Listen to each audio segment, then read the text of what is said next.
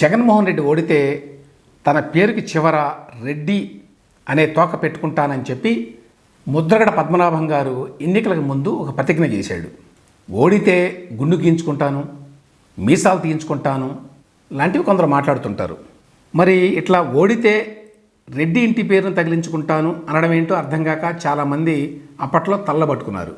చివరికి ఎన్నికల్లో వైసీపీ ఓడిపోయింది. అప్పుడు ముద్రగడ నిజంగానే తన పేరుని ముద్రగడ పద్మనాభరెడ్డి అని మార్చుకున్నాడు. గెజెట్ నోటిఫికేషన్ కూడా ఇచ్చుకున్నాడు. ఇది మరొక వింతగా జనం చెప్పుకున్నారు. మతాలు మార్చుకోవడం ఎరుగుదాం కానీ కులాలు మార్చుకోవడం సాధ్యమేనా అనే ప్రశ్న అట్లాగే మిగిలిపోయింది. ఈ చిత్రాల్లో అసలు విచిత్రం ఇంకా మిగిలే ఉంది. అదేంటంటే ముద్రగడ పంతానికి పోయి పేరు మార్చుకున్నానని ప్రకటించాడు. సరే, సాక్షి మీడియా వారు ఆయన గురించిన వార్తల్లో అంతే సీరియస్గా ముద్రగడ పద్మనాభరెడ్డి అని రాయడం చూసి జనం ముక్కులు వేలేసుకుంటున్నారు.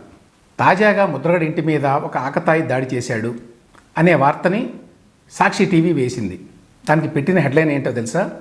అటాక్ అని ముద్రగడ పద్మనాభరెడ్డి హౌస్ ఇన్ కిర్లంపూడి. ఆ విధంగా ముద్రగడ గారు కొత్తగా కులం తొకను అంటించుకున్నాడు అనే విషయాన్ని మర్చిపోకుండా సాక్షి మీడియా అందరికీ గుర్తు చేస్తున్నదన్నమాట.